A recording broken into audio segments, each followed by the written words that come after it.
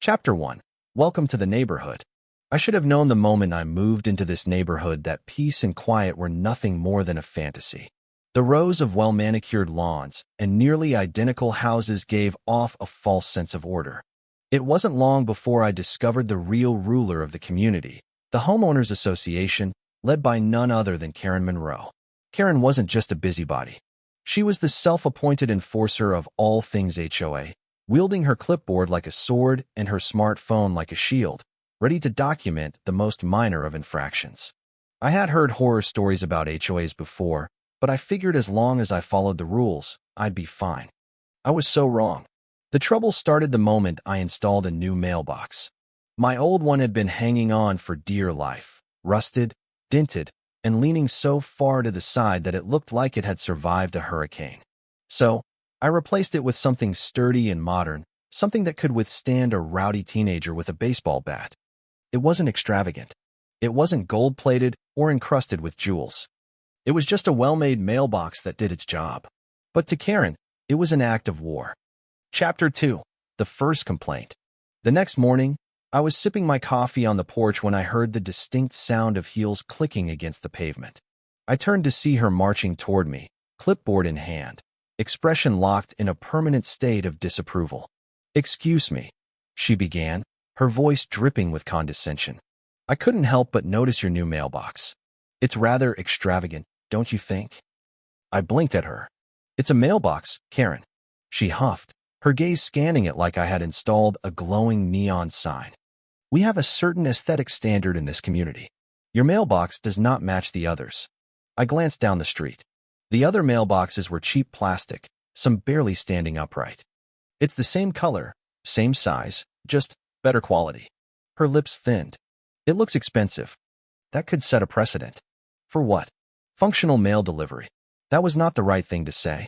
Karen's eyes narrowed, and she pointed her pen at me like she was about to write me up for a crime. "I'll have to check the HOA guidelines, but I'm quite certain this is a violation." I crossed my arms. "Go ahead." She stormed off, and I assumed that was the end of it. I underestimated just how far Karen was willing to take things. That afternoon, I received an email from the HOA. My mailbox was now under review. Not an official violation, just under review. Whatever that meant. Chapter 3. The Escalation. The next morning, Karen was back, and this time she brought reinforcements. 2 other HOA board members stood behind her, looking thoroughly unenthusiastic about being there. Karen gestured dramatically toward my mailbox. "This is a clear violation." One of the board members, an older man named Jim, scratched his head. "Karen, I don't see an issue here." Karen's face twitched. "It's a luxury mailbox, Jim." Jim sighed. "It's a mailbox." Karen turned back to me, nostrils flaring. "I'm giving you a verbal warning. If you don't remove it, we will be forced to take further action." I was already exhausted with this nonsense. "Karen, if you can show me the exact rule I'm breaking, I'll consider it." She stiffened. "I will find it." And she tried. That evening, as I was settling in to watch some TV, flashing red and blue lights illuminated my living room. A sinking feeling hit my gut as I looked outside. 2 police officers stood on my lawn, and beside them, standing dramatically as if she had just solved the crime of the century, was Karen. Chapter 4. The Police Are Called. I stepped outside, utterly baffled. One of the officers, who already looked exasperated, cleared his throat. "Sir, we received a call about a potential illegal installation on your property." I stared. "Illegal installation?" Karen folded her arms. "Yes. This man has installed a non-compliant structure in violation of HOA policies. I believe it may even be stolen property." I almost laughed. "You think I stole a mailbox?" The officer sighed. "Ma'am, this is not a police matter." Karen gasped. "Of course it is. It's a community safety issue."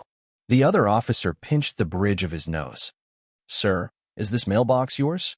"Yes." "Did you steal it?" "No." "Do you have a receipt?" I stared at him. "You're asking me for a mailbox receipt?" He gave me an apologetic look. "Sir, we have to at least document the call." I pulled up my email and showed them the confirmation from the hardware store. The officers, clearly done with this circus, turned to Karen. "Ma'am, this is a civil issue, not a criminal one." Karen's face went red. So you're just going to allow people to ruin the neighborhood? The officer sighed. Unless this mailbox starts committing crimes, we're leaving. I could see the exact moment Karen realized she had lost. Her mouth opened and closed like a fish gasping for air. Finally, she let out a sharp huff, spun on her heel, and stomped away. The officers gave me a nod and left, probably heading off to deal with real crimes. I thought that was the end of it. Oh, how wrong I was. Because that wasn't Karen's last attempt. Not even close. It was only the beginning. Chapter 5, The Violation Notice. I woke up the next morning to find an envelope taped to my front door. At first, I thought it was a package notification, but the HOA logo in the corner told me everything I needed to know. Sighing, I tore it open. Official Notice of Violation. Your mailbox has been deemed non-compliant with the aesthetic standards outlined in the HOA regulations. You are hereby ordered to remove or replace the structure within 48 hours to avoid further penalties. I stared at the letter, half amused, half irritated. There was no actual citation of an HOA rule, just vague language about aesthetic standards. Classic Karen. Well, if she wanted to play dirty, I could play too. Chapter 6, The Rulebook Battle. That afternoon, I grabbed my HOA handbook, the same one they gave me when I moved in, and flipped through the pages. Nowhere did it state mailboxes had to be identical. The only mention of them was in a section stating they had to be functional, well-maintained, and in good repair. I checked all 3 boxes. Armed with my evidence, I marched over to the HOA office. Inside, Karen sat behind the front desk, her smug expression already in place. You again, she sneered. Not here to file another complaint, are you? I slapped the handbook onto the counter. Point to the exact rule that my mailbox is violating. Karen didn't even look down. It's not just about rules. It's about standards. I raised an eyebrow. And where exactly in the written regulations does it say my mailbox is against those standards? Her smugness flickered for just a moment before she leaned forward, lowering her voice like she was about to deliver the most earth-shattering argument in history. You may have technically followed the rules, she said, but your mailbox looks expensive. I blinked. That's not a rule, Karen. It should be. I sighed, rubbing my temples. So what now? Are you going to fine me for something that isn't even in the HOA regulations? Karen leaned back in her chair, tapping her fingers together. I could, but I think a more constructive approach is necessary. I already didn't like where this was going. I propose a compromise, she continued. If you voluntarily replace your mailbox with one of the community standard models, we'll forget this ever happened. No fines. No further action. I stared at her. You want me to downgrade my perfectly legal, functional mailbox just because you don't like it? Karen's smile was all teeth. It's better for the neighborhood. I crossed my arms. Yeah, that's not happening. Her expression darkened. Then you leave me no choice. With that, she pulled out a pre-filled fine notice and slammed it onto the counter. $250 for a non-compliant installation. I exhaled slowly. This is extortion, you know that, right? Karen just smirked. No, it's community enforcement. I walked out without another word. If she wanted to play dirty, fine. I could play too. Chapter 7, The Midnight Sabotage. Later that night, as I was lying in bed, my phone buzzed. An alert from my security system. Someone was outside my house. I opened the app and stared at the live feed. There, standing in my driveway, was Karen, and she had a crowbar. Chapter 8, Caught red-handed. I didn't even hesitate. I grabbed my phone, hit record, and dialed 911. 911, what's your emergency? Yeah, I'd like to report an act of vandalism in progress. My neighbor is currently trying to pry my mailbox out of the ground with a crowbar. As I spoke, Karen continued yanking at the post, oblivious to the fact that I was watching her every move. My security camera caught everything, the way she struggled, the frustration on her face when the mailbox refused to budge. The moment she paused to take a break, panting, my porch light flicked on. She froze. I stepped outside, phone in hand. Hey, Karen, need some help? She turned to me slowly, like a raccoon caught in a dumpster. I was just inspecting it.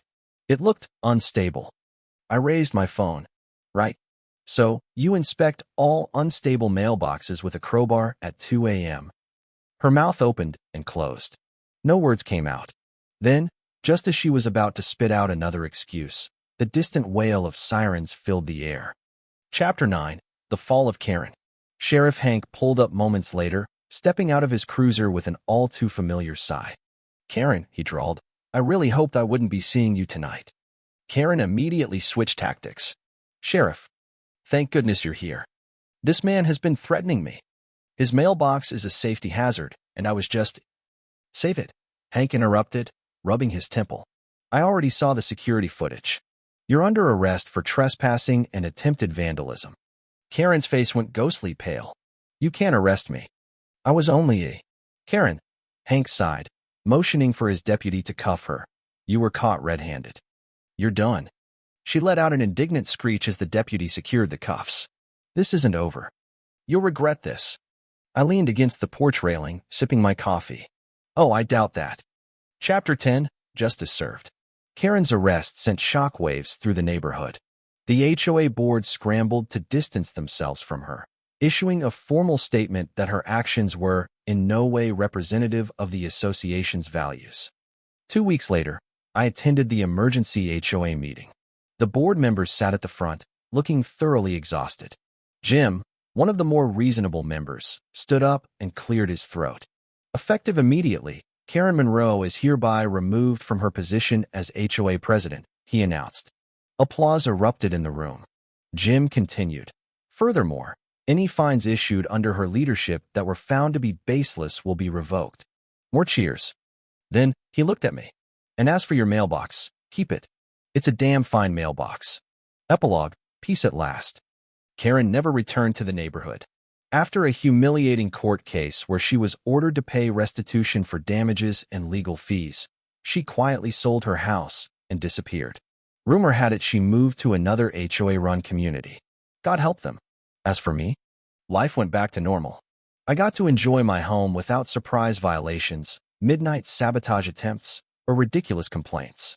One afternoon, as I sat on my porch drinking coffee, Jim walked by and grinned at me.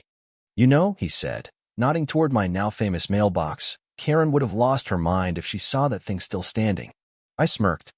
"That's exactly why I reinforced it." And with that, the war was over. I had won.